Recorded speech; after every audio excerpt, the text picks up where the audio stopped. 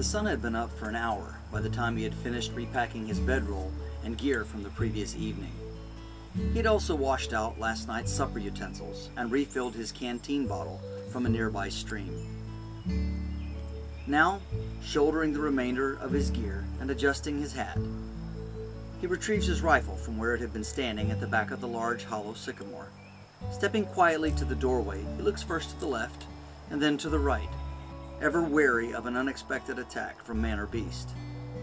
Satisfied that all seems well, yet hesitant to leave the shelter of the tree, he pauses once more, alert to every sound of the forest around him. Then he cradles the rifle and sets out for another day. The woods are alive with fresh green life, and the mosquitoes are buzzing around his head as he walks briskly to stay ahead of their pesky swarms. The birds chirp merrily, and all is calm and normal for a spring day.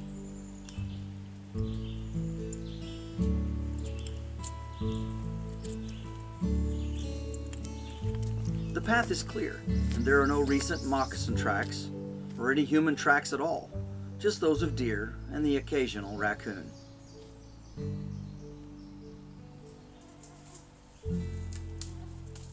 He pauses briefly by a huge cottonwood and scans the surrounding territory as the soft, cotton-like seeds fall gently all around him.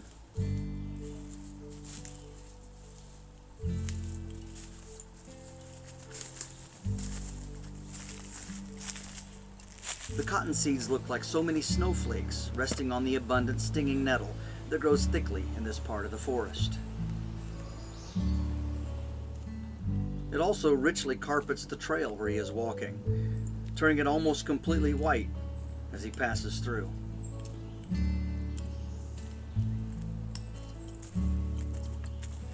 He stops for a short while between the forks of a large fallen beech tree that appears to have broken off from a large wind in the recent past.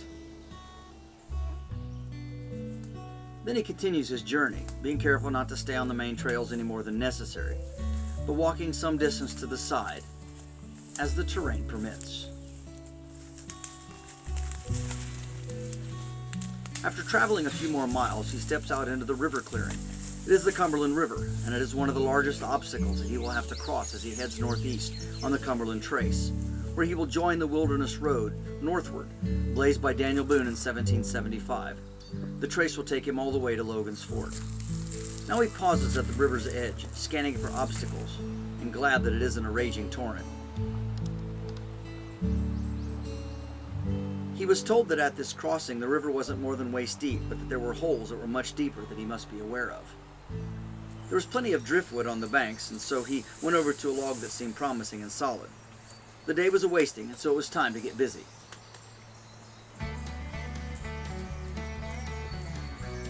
He leaned the rifle against the roots of a large nearby tree, and then he unslung the heavy blanket roll and placed it on the ground beside him.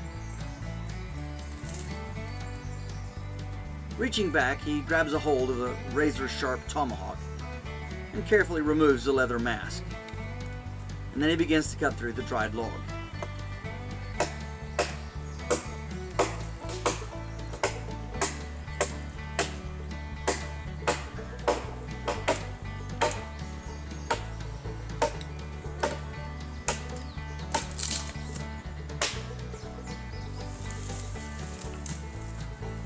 He lifts it easily and carries it down to the tall river grass.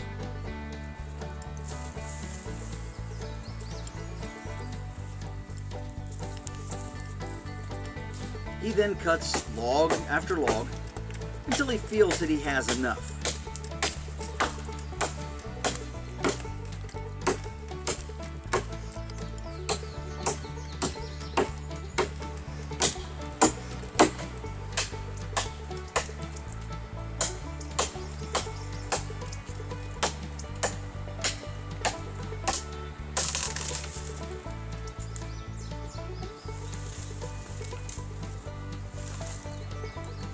Then he carries each one of them to the open, grassy area where he can see, as there's plenty of open terrain.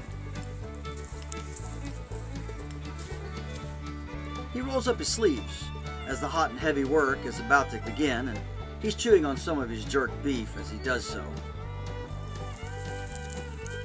He's also harvested some green wild grapevines, as well as some green withes.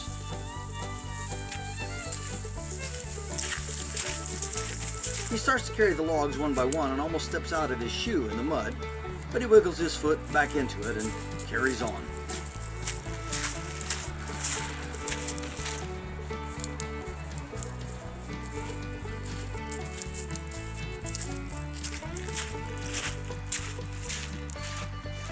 He places them side by side on the riverbank, close to the water's edge.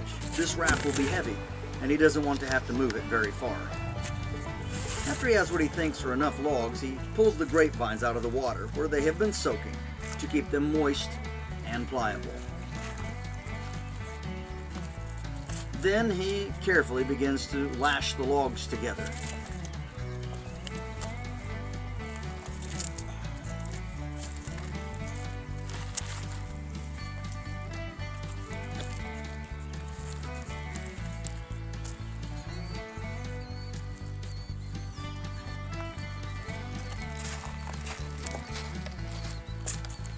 He also uses the green withes for added stability. He decides to name the raft Samson and hopes it will prove equally as strong as the Bible hero of the same name.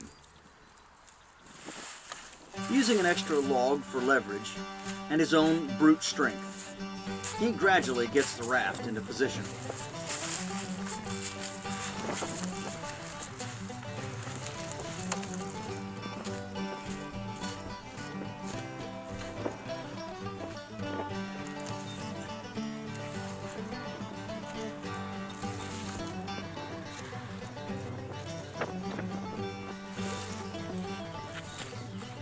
Well, it floats, but when he steps on it, it proves insufficient to hold his weight.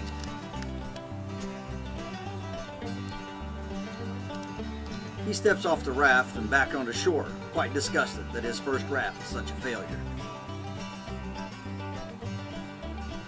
Well, he might have to ride it half submerged, and so he gets a long maple pole with a large Y at one end, and then using the cotton cloth from around his corn boiler and tea kettle combination, he fashions a makeshift paddle.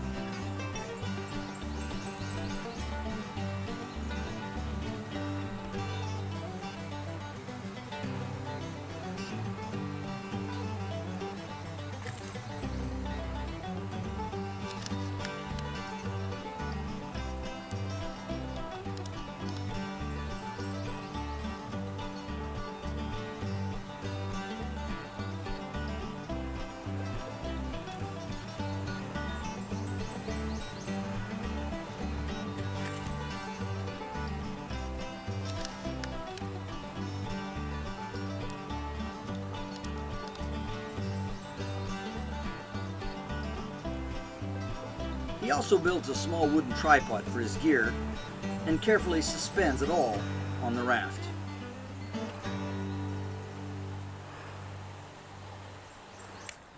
Now, the dangerous crossing begins. He wades out carefully into the current, holding tightly to one of the logs. The powerful river is already pulling heavily against him as he steps ever deeper. He lifts the long pole and plants it firmly on the bottom.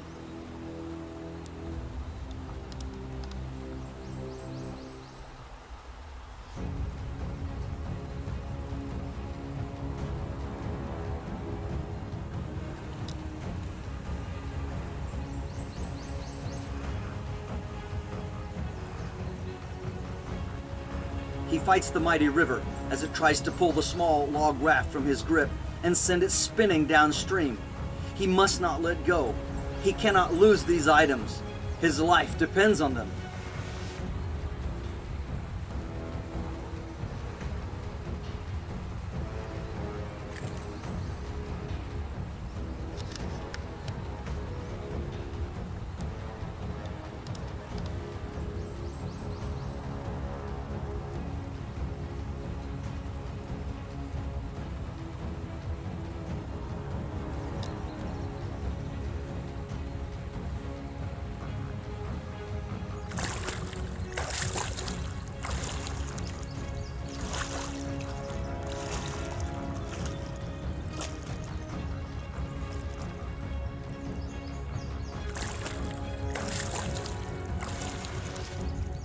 At last, he makes it to the other side, and wearily, soaked to the waist, he steps ashore.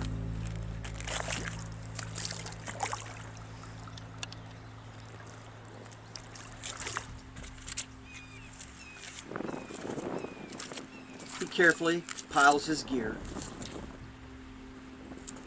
and then, taking the tomahawk,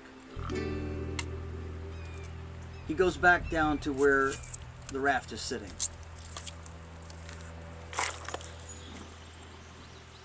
Using it, he cuts the logs apart. He will set them all adrift, so there will be no sign of his passing.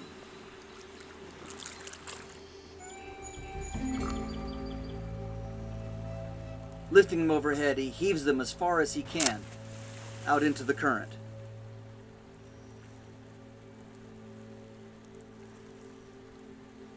Some of the logs do not want to float away, and so using a long pole, he shoves them out into the flowing stream. He has successfully crossed the Cumberland River.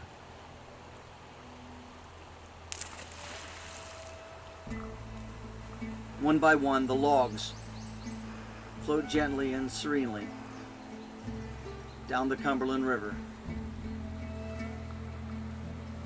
ultimately into the mighty Mississippi.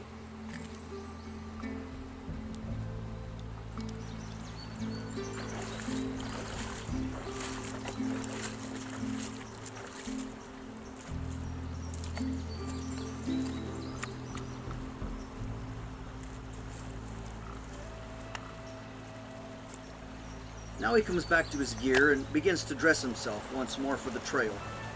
As soon as he has his hunting frock back on his shoulders, he hears a rustling in the bushes and a low growl. He quickly picks up the flintlock, ears back the hammer, stands at the ready.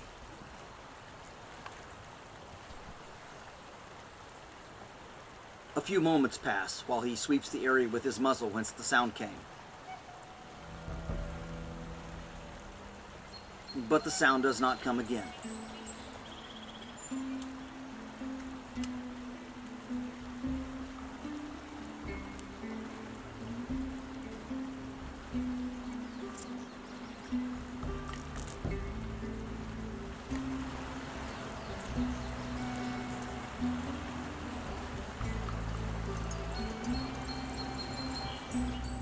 He continues redressing himself. And then, when everything is adjusted, he cradles the rifle and heads across the gravel bar toward the sandy bank.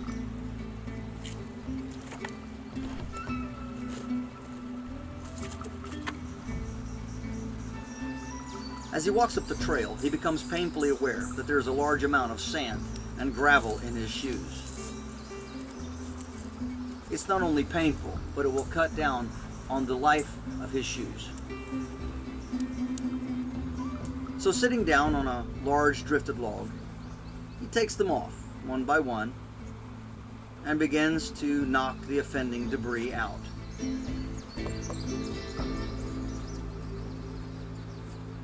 His shoes are starting to come apart from the many miles he's already traveled, and he makes a mental note to himself that he's going to have to procure some more footwear before he reaches the Ohio country. His hands are covered with sand, and he knows that it would be deadly to get any of it into the lock mechanism of his rifle, so he does his best to get it all off, even wiping his hands on the log.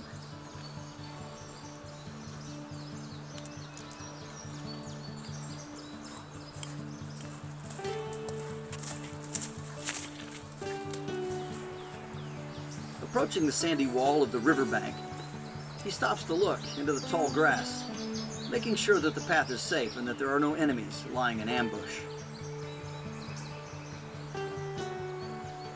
All seems well, and so he clambers up and away from the river.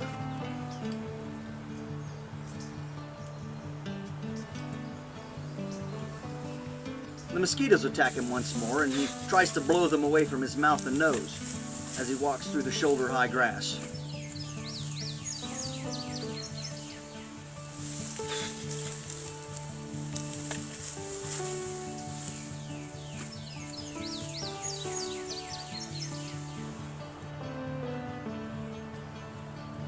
He's traveled less than a mile when on the banks of a small creek he makes a discovery. A large hollow log, big enough to shelter him for the night, lay beside the trail.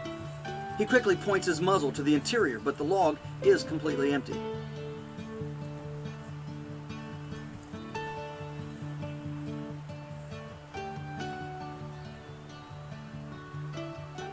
He then walks a few steps further to reconnoiter the surrounding area and to satisfy himself that it is relatively safe. He then makes a decision to stay here for the night.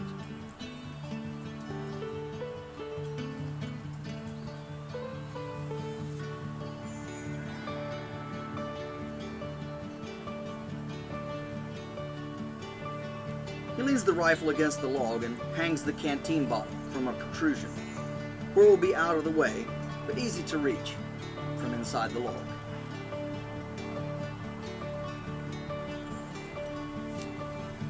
He clears out a few rotten chunks from the log floor, and then begins to place fresh and fragrant honeysuckle boughs for a mattress.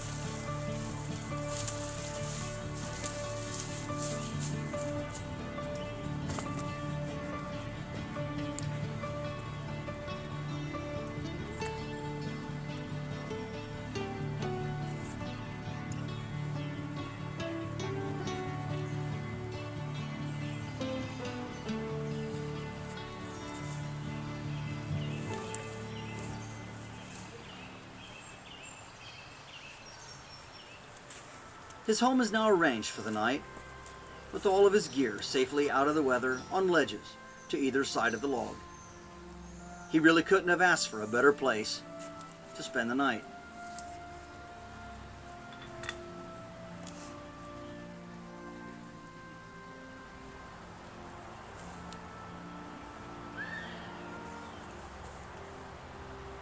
He sits down in the entrance. There will be no fire tonight. It will be a cold camp, but he is hungry, so he reaches for his bag of jerked beef.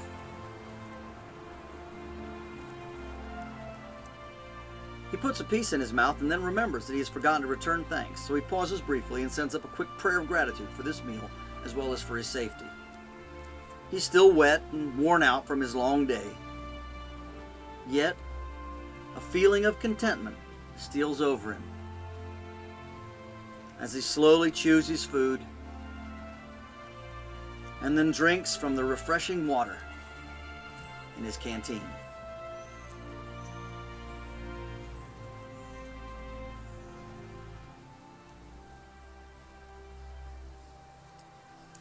Soon he's feeling drowsy, and although night is still a while away, he puts on his stocking cap and gets ready to crawl into the log.